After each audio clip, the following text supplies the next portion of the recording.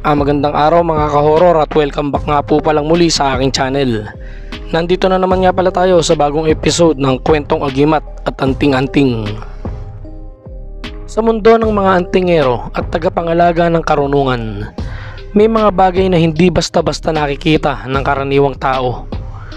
Mga lihim na ipinapasa lamang sa mga karapat-dapat, at isa na sa pinakamahalagang aspeto nito ay ang pagpili ng tamang tela na magiging sisidlan o balot ng isang agimat. Ang enerhiya ng tela ay nakakaapekto sa bisa ng orasyon na nakapaloob dito, sa lakas ng taglay ng agimat at sa proteksyong ibinibigay nito sa tagapangalaga. Ang bawat kulay at uri ng tela ay may sariling kahulugan, sariling espiritu at sariling daloy ng lakas. Hindi maaaring paglaruan o basta gamitin ng walang basbas o tamang kaalaman, sapagkat ang maling kulay ng tela ay maaaring magpahina o magbasag ng bisa ng agimat. Isa sa pinakabanal at pinakakaraniwang ginagamit na tela ay ang puting tela, na sumasagisag sa kabanalan, kadalisayan at liwanag. Ang puti ay kulay ng liwanag ng anumang lumikha, at pinaniniwalaang dito dumadaloy ang enerhiya ng mga anghel at banal na nilalang. Ang mga agimat na konektado sa pananampalataya, dasal at mga sagradong medalyon tulad ng medalyon ni San Benito, Tres Pico Roma o mga mutya ay karaniwang binabalot sa puting tela. Sa mga ritual ng pagbabasbas, ginagamit ang puting tela upang ipunin ang liwanag ng dasal at isalin ito sa agimat. Ang mga matatandang antingero ay nagsasabing kapag ang isang agimat ay ibinalot sa puting tela, ito ay parang inaalagaan ng mga espiritu ng kabutihan.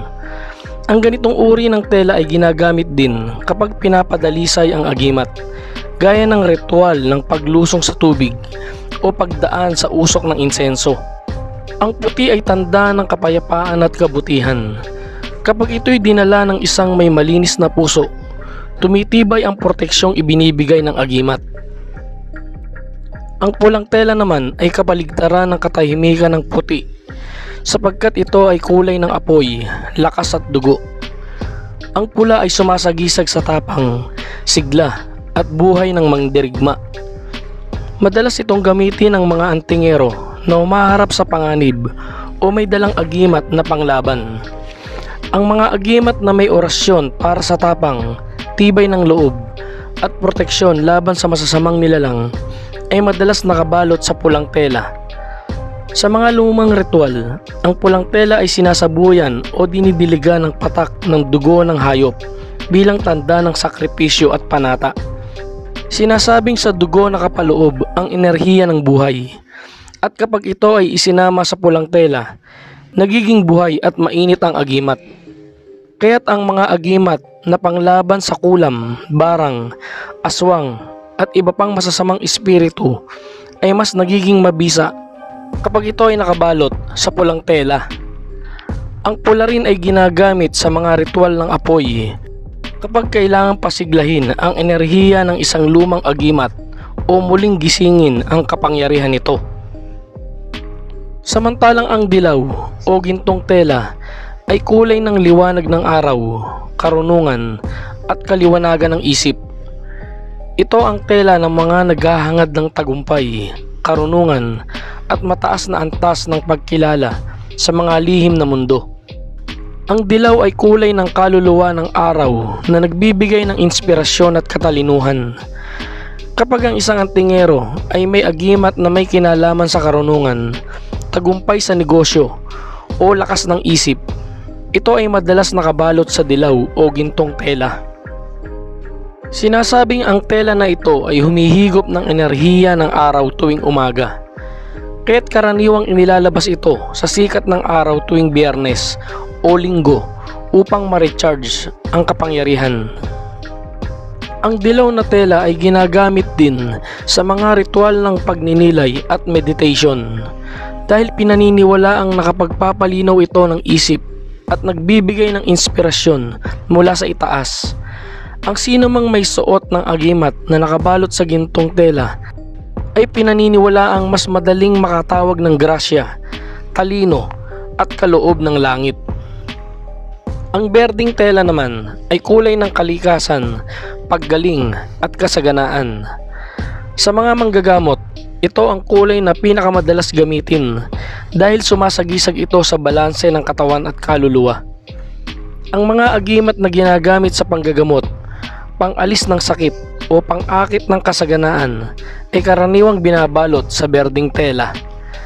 Pinaniniwalaang ang berdeng tela ay humihigop ng lakas mula sa lupa at mga halaman, kaya't ito ay perpektong sisidla ng mga mutya ng bato, tubig at halaman. Sa mga ritual ng pagpapagaling, inilalatag ng manggagamot ang berdeng tela sa altar at dito niya inilalagay ang mga mutya habang binibigkas ang mga orasyon ng pagtawag sa mga espiritu ng kalikasan. Ang berdeng tela ay nagpapakalma ng enerhiya at nagbibigay buhay sa mga bagay na nilulubos na gamit o pagod na. Panghuli, ang itim na tela ay tela ng lihim, pagtatago at proteksyon. Sa mata ng karaniwang tao, ito ay kulay ng dilim. Ngunit sa mundo ng karunungan, ito ang kulay ng pagtatago ng liwanag upang mapanatiling buo ang kapangyarihan. Ang itim na tela ay ginagamit upang itago ang mga agimat na hindi dapat makita o hawakan ng iba. Ang mga antingero ay naniniwala na ang itim na tela ay may kakayahang magtabo ng enerhiya at gawing invisible sa espiritu ng kalaban ang agimat na nasa loob nito. Sa mga ritual ng itim na karunungan, ito ang ginagamit upang hindi makuha ng iba ang lihim ng iyong kapangyarihan. Ngunit kahit ang mga tagasunod ng karunungang puti ay gumagamit din ito bilang proteksyon laban sa mga magnanakaw ng enerhiya. Ang itim ay hindi masama. Ito ay kulay ng katahimikan at pagtatago. Sa kabuuan, ang 5 pangunahing kulay ng tela, puti, pula, dilaw, berde at itim, ay mga haliging bumubuo sa sistema ng enerhiya ng mga agimat at anting-anting. Ang bawat isa ay may sariling espiritu at simbolo. At kapag ito ay ginamit ng may kaalaman at paggalang, ang mga telang ito ay nagiging bahagi ng buhay ng isang antingero. Hindi lamang bilang sisidlan, kundi bilang katuwang sa pagpapatibay ng kanyang pananampalataya, kalasag ng kanyang kaluluwa, at patunay ng kanyang ugnayan sa mga puwersang higit sa nakikita ng mata. Sa bawat hibla ng tela ay may dalang dasal, at sa bawat kulay ay nakatago ang koneksyon ng tao sa Diyos, sa kalikasan at sa mga misteryo ng espiritu. Hanggang dito na lang mga kahoror, at samahan niyo akong muli sa mga susunod ko pang mga kwento patungkol sa mga agimat at anting-anting. Maraming salamat po.